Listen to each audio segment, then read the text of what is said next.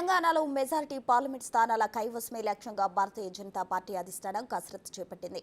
శనివారం ఢిల్లీలోని బీజేపీ కేంద్ర కార్యాలయంలో జాతీయ నాయకత్వంతో తెలంగాణ కోర్ గ్రూప్ సమావేశం జరిగింది. సమావేశంలో తెలంగాణలోని 17 స్థానాల్లో పోటీ చేయనున్న అభ్యర్థుల గురించి సుదీర్ఘంగా చర్చించారు.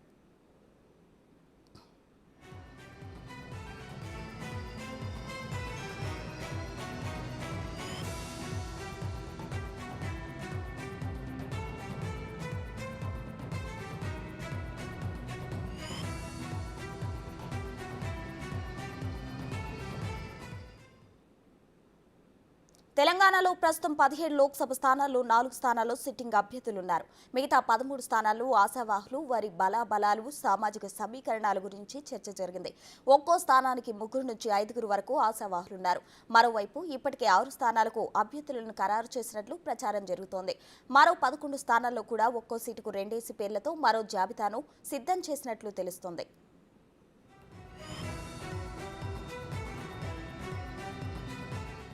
సికింద్రాబాద్ నుంచి కిషన్ రెడ్డి, కరీంనగర్ నుంచి బండి సంజయ్, నిజామాబాద్ నుంచి ధర్మపురి అరవింద్ సిట్టింగ్ ఎంపీలుగా బరిలో దిగనున్నారు. వారితో పాటు చేవెళ్ల నుంచి కొండా విశ్వేశ్వరరెడ్డి, ఖమ్మం నుంచి డాక్టర్ వెంకటేశ్వరరావు, భువనగిరి నుంచి బూరా నర్సయ్య గౌడ్ పోటీ చేసే అవకాశం ఉన్నట్లు చెబుతున్నారు. ఈ క్రమంలోనే మహబూబ్ నగర్ స్థానం నుంచి డీకే అరుణ, జితేందర్ రెడ్డి, మల్కజ్గిరి నుంచి ఈటల రాజేందర్, మురళీధర్ రావుతో పాటు ప్రైవేట్ విద్యాసంస్థల అధిపతి మల్కా కొమురయ్య పేరును కూడా పార్టీ నాయకత్వం పరిశీలిస్తున్నట్లు తెలుస్తోంది.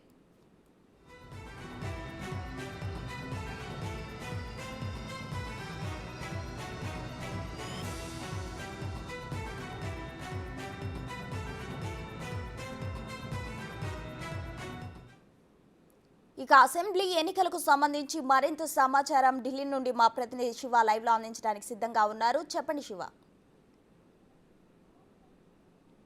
రానున్న లోక్సభ ఎన్నికల నేపథ్యంలో దాదాపు లోక్సభ అభ్యర్థుల కసరత్తు అనేది దాదాపు ఖరారైనట్లు తెలుస్తోంది. కసరత్తు పూర్తి చేసినట్లుగా కూడా తెలుస్తుంది. ఇక అధికారికంగా ఫిబ్రవరి 29న బీజేపీ పార్లమెంటరీ బోర్డు లేదా సెంట్రల్ ఎలక్షన్ కమిటీ భేటీ తర్వాత అధికారికంగా ప్రకటించబోయే మొదటి జాబితాలో అంటే 100 మందితో మొదటి జాబితాను ప్రకటించబోతుంది. దాంట్లో దాదాపు 8 నుంచి 9 స్థానాలకు సంబంధించి తెలంగాణకు సంబంధించి పేర్లను ప్రకటించే అవకాశం అయితే ప్రధానంగా కనిపిస్తుంది.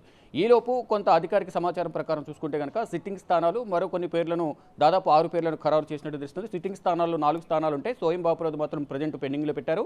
ఇక ఇతర 3 స్థానాలు సికింద్రాబాద్ నుంచి కిషన్ రెడ్డి, బండి సంజయ్ కరీంనగర్, ధర్మపురి అరవింద్ నిజామాబాద్ నుంచి 3 పేర్లు దాదాపు సిట్టింగ్ స్థానాలకు ఇచ్చే అవకాశం కనిపిస్తుంది. మరో 3 పేర్లు కూడా దాదాపు ఖరారైనట్లు తెలుస్తోంది. ఇటు ఖమ్మం నుంచి డాక్టర్ వెంకటేశ్వరరావు, చేవెళ్ల నుండి కొండా విశ్వేశ్వరరెడ్డి, భువనగిరి నుంచి బూరా నర్సయ్య గౌడ్ వీరి పేర్లను దాదాపు ఖరారు చేసినట్టు తెలుస్తుంది. మరోవైపు దుబ్బాక నుంచి ఎమ్మెల్యేగా పోటీ చేసి ఓడిపోయిన రఘునందన్ రావు పేరు కూడా మెదక్ నుంచి ఎంపీగా పోటీ చేసేందుకు ఆసక్తి చూపుతుంది. దానికి సంబంధించి కూడా తుది నిర్ణయం తీసుకున్నట్లు కూడా సమాచారం అయితే అందుతుంది. ఇక ఇతర నియోజకవర్గాలకు సంబంధించి ఒక్కొక్క నియోజకవర్గం నుంచి 3 లేదా 5 మంది ఎక్కువగా పోటీ ఉన్నారు. ఇటు మల్కాజ్గిరికి, మరోవైపు జహీరాబాద్, ఇటు ఈ స్థానాలు ఈ నియోజకవర్గాలకు పోటీ ఎక్కువ కనిపిస్తోంది. ఇక మల్కాజ్గిరి నుంచి Etela Rajender, Muralidhar Rao, Delhi public school vice chairman Komaraiah, Malka Komaraiah, మరికొంతమంది కూడా ఈ మల్కాజ్గిరి స్థానానికి పోటీ పడుతున్నట్టు తెలుస్తుంది. ఇక జహీరాబాద్కు ప్రముఖ నిర్మాత, సినీ నిర్మాత ఇటు దిల్ రాజు పోటీ పడుతున్నట్లు కూడా తెలుస్తుంది. వారితో పాటు ఒక టీవీ ఛానల్ చైర్మన్ కూడా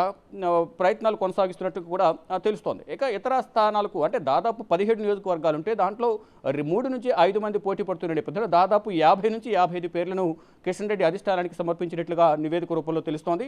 ఇక గత శనివారం జరిగిన ఈ సమావేశంలో కోర్ గ్రూప్ సభ్యులు తెలంగాణకు సంబంధించిన బండి సంజయ్ కానీ, డీకే అరుణ, ఈటల రాజేందర్, కె లక్ష్మణ్, కిషన్ రెడ్డి వీరందరూ పాల్గొని వారి అభిప్రాయాలను తెలియజేశారు. వారు కూడా రానున్న లోక్సభ ఎన్నికలకు సంబంధించి ఎటువంటి వ్యూహాలతో ముందుకు వెళ్ళాలి, అభ్యర్థుల బలాబలాలను చూసుకుని మాత్రమే అక్కడ ఈక్వేషన్స్ ప్రకారం మాత్రమే అన్ని సామాజిక వర్గాలు చూసుకుని అటువంటి వారికి మాత్రమే అక్కడ సీటు కేటాయించాలి అనేది ప్రధానంగా అధిష్టానం నిర్ణయం తీసుకుంది. ఇక వారి అధిష్టానం అడిగిన ప్రశ్నలకు వీరు కూడా కోర్ గ్రూప్ సభ్యులు కూడా తెలంగాణ నుంచి హాజరైన కోర్ గ్రూప్ సభ్యులు కూడా కొన్ని సూచనలు ఇచ్చినట్టుగా తెలుస్తోంది. మొత్తంగా చూసుకుంటే రానున్న లోక్సభ ఎన్నికలకు సంబంధించి అంటే గెలిపే లక్ష్యంగా అత్యధిక స్థానాలకు గెలవాలి అనే ఉద్దేశంతోనే బీజేపీ ప్రయత్నాలు చేస్తుంది. దాంట్లో హైదరాబాద్ పై ఎక్కువ దృష్టి పెట్టారు.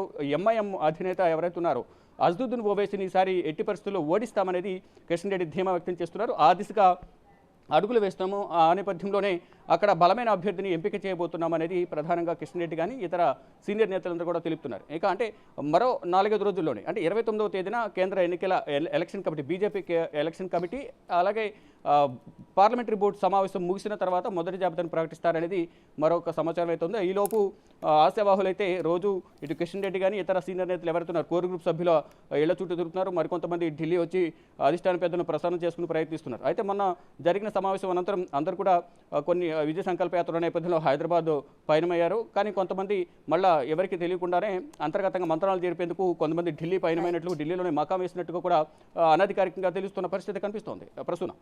Right Shiva, thank you.